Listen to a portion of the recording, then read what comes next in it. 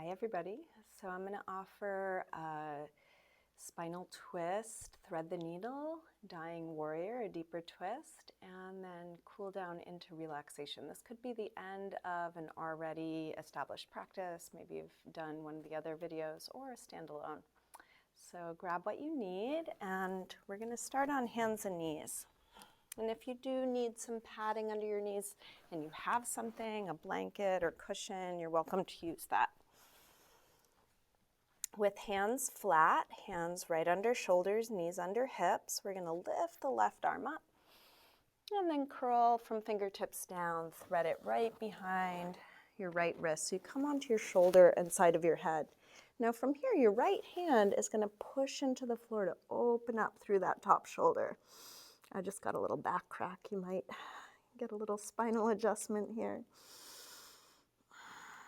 And there are lots of variations. So rather than trying to get it right or do what I'm doing exactly, see if you can be curious about what you're feeling and then try things. How's your weight distributed in your knees?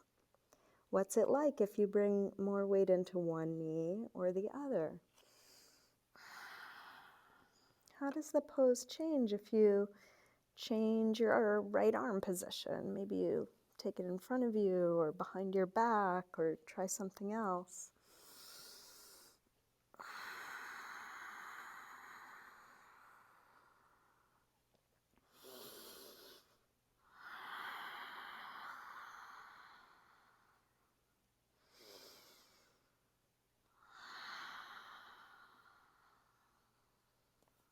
Let's release,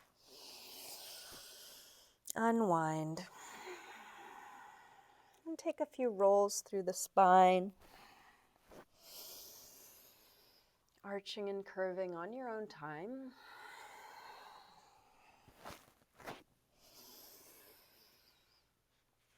From table, from neutral, right arm lifts up. Curl from fingertips down, thread it through.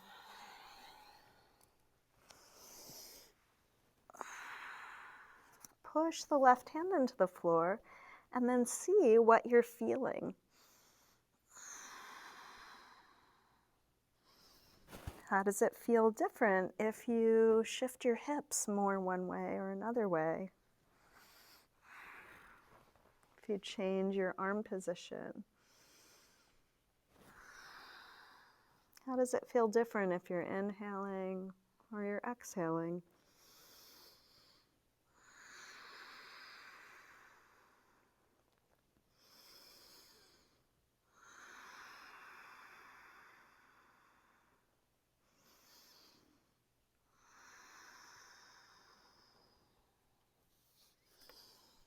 Let's release.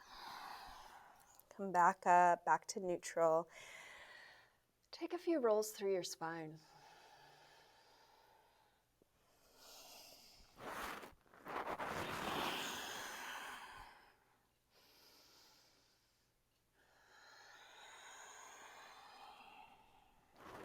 Let's come through down dog.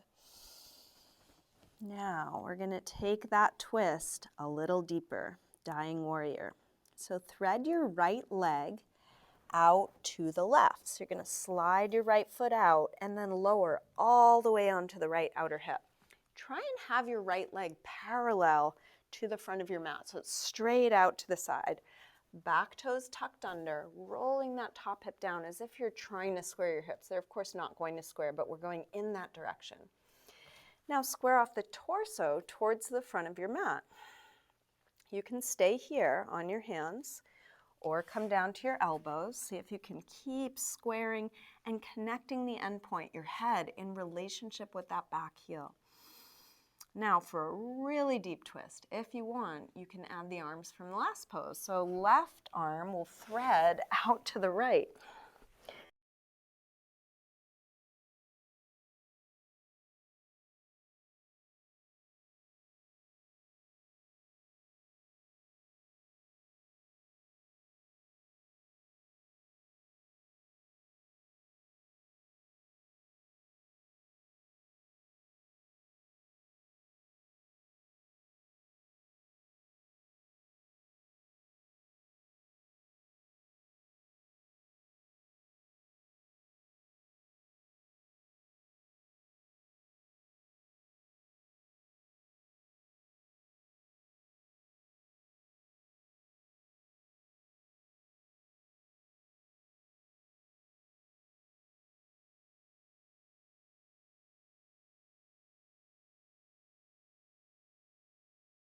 Release. You might feel a flush of heat, blood flow through the shoulders, through the pelvis as you make your way back to down dog. It's kind of like unkinking a garden hose and getting that rush of water back through. Take a moment in down dog just to unwind, and then when you're ready, we'll bring the left leg out to the right. Come onto the outer hip, and as best you can, roll that right hip down. Front leg is parallel to the front of the mat, and then square off your chest towards the front. Maybe come down to your elbows. Continue to feel the connection between your head and your back foot. Nice long line there. Either stay here or thread your right arm out to the left. Push into the left hand to roll open through the left shoulder. And our yoga practice is a wonderful way to observe our habits, our patterns. What do you do when you feel overwhelmed? Are you checked out? Do you start overthinking? We all have our strategies, and here where we're bringing a lot of presence to what's happening, we can look at the reactivity and choose those habits, those patterns that are helpful, and through repetition, alter those that are not helpful. So when you get in a tight situation, if you tighten your shoulders up by your ears, that may actually not be very helpful. Can you relax them down?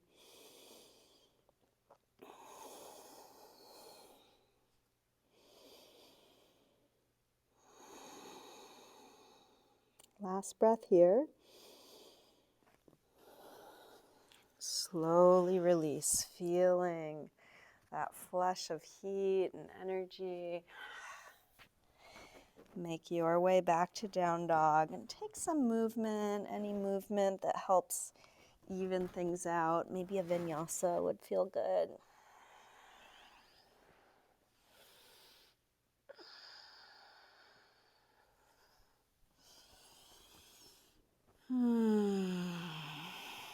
Let's come all the way through to sitting.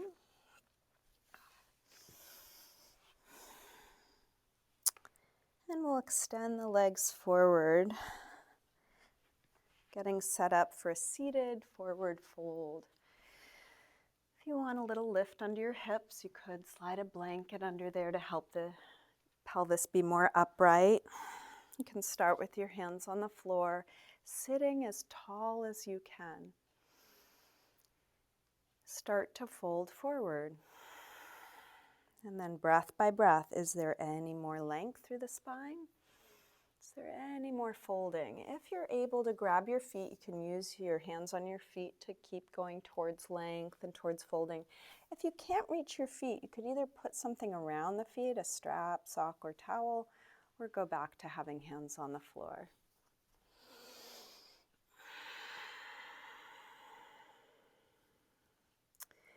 So speaking of bringing these habit patterns into consciousness, you may notice as you meet your limits some kind of negative self-talk. It's sometimes useful to turn up the volume on that just to bring it right up into consciousness so we can actually see the ridiculousness of some of the things that our minds say to us. So as you're going towards your edge, and especially if this is really challenging, if this is what it looks like for you, then that means there are some things that are quite tight. And if what you're saying is, you know, this is awful, you can't do this, don't try, why bother, then you're missing an opportunity to stretch something that's really tight and will just get tighter. So going right to your edge and maybe instead saying something like, this is okay, I'm okay. It's okay to feel what I'm feeling. It's okay to have it be like this, however this is.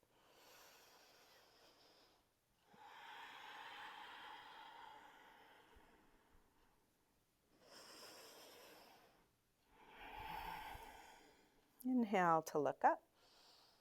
Exhale, release. So I'm going to lead us into a supported fish.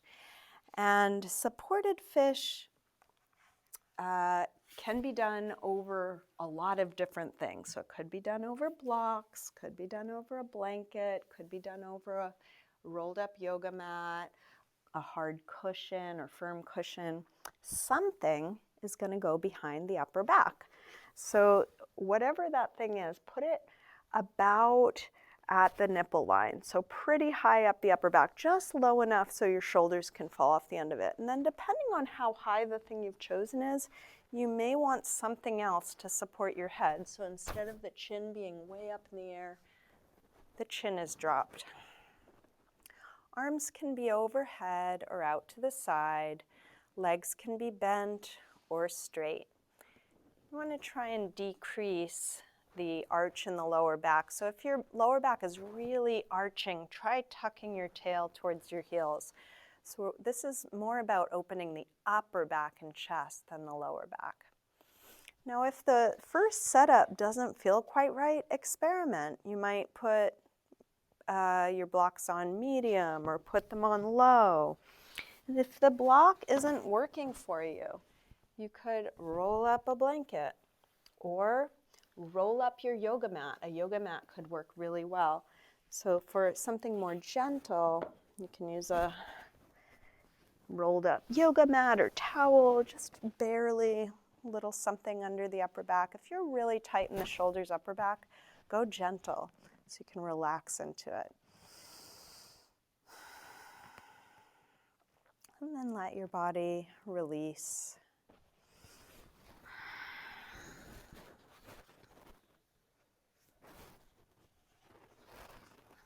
And keep noticing, is there any gripping, holding, lifting up that you might let go of? Can you just let your body melt over the props, melt towards the floor? And if the answer is no, it might be that you've chosen a prop position that's just a little too intense for you right now. In which case, take it down a notch, something smaller or softer.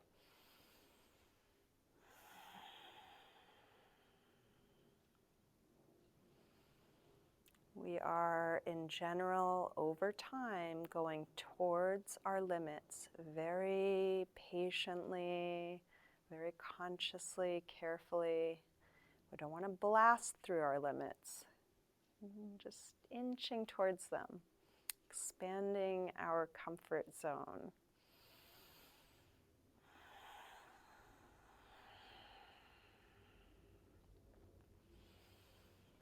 You may have had the experience of, at first, a pose feeling almost painful. And then through practice, the pain transforms into intensity and maybe into something very pleasurable, like good medicine. Oh, my body really needs this. It craves it even.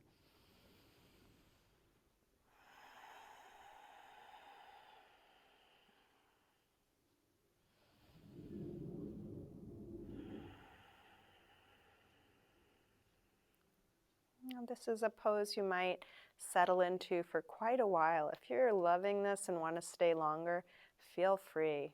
You don't need to come out of this now if you don't want to. If you are ready to come out of this, one gentle way of releasing out of supported fish is to interlace fingers behind the head, point your elbows up towards the ceiling, lift your chin to your chest, and then lean to one elbow. From there, you can move your things out of your way and roll back down. And just take a moment with back flat, checking in with your body, maybe bringing knees to chest. And see if there's anything else that you would like to do before coming into your final resting pose. If there is anything you're needing, take your time now. If you want to get more comfortable putting on socks or grabbing props, you could. And I'm going to show an alternative to Shavasana, which is Supta Baddha Konasana. So soles of the feet together and knees open. This could be done just without anything, knees releasing into gravity. But if that's a little too tight on your hips and you have blocks or cushions, you could place them under your knees or thighs so your legs are resting into them. You might cover up with a blanket. It's worth taking the time to get cozy. Usually only takes a couple seconds to get a little more comfortable.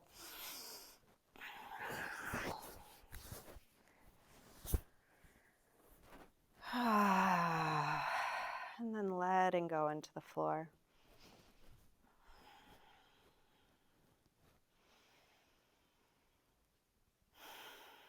You can let go of the control of your breath.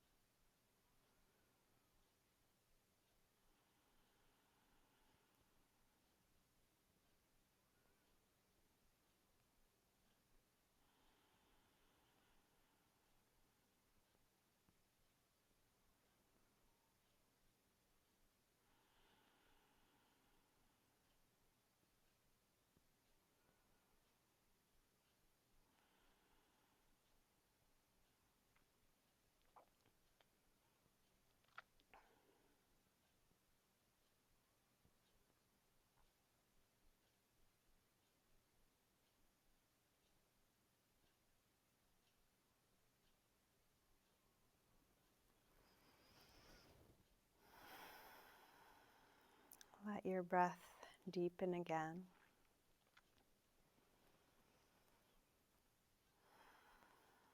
And ever so slowly begin to wiggle your fingers and toes.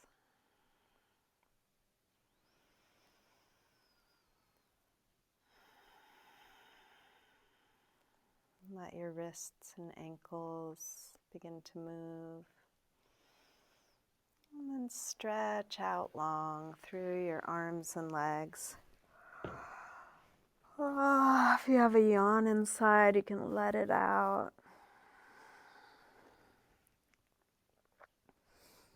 When you're ready, bring your knees in.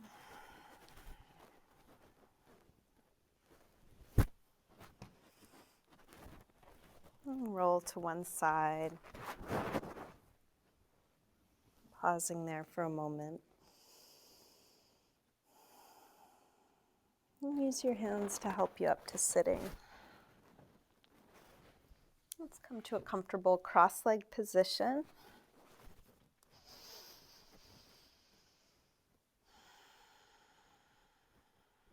Bring hands together at the heart.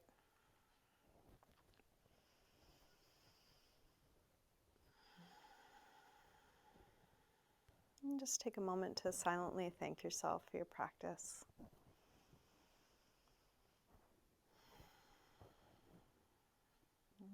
It can be difficult to carve out the time to take good care of yourself. Thank you for doing so.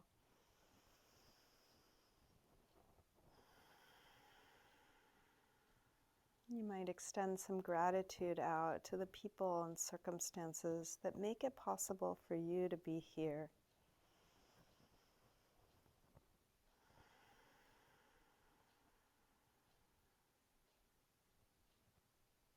And that could extend far and wide.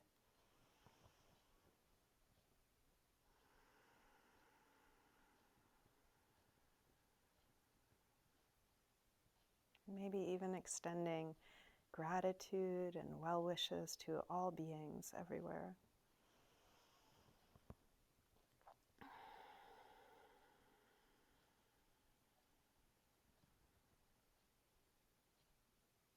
Namaste.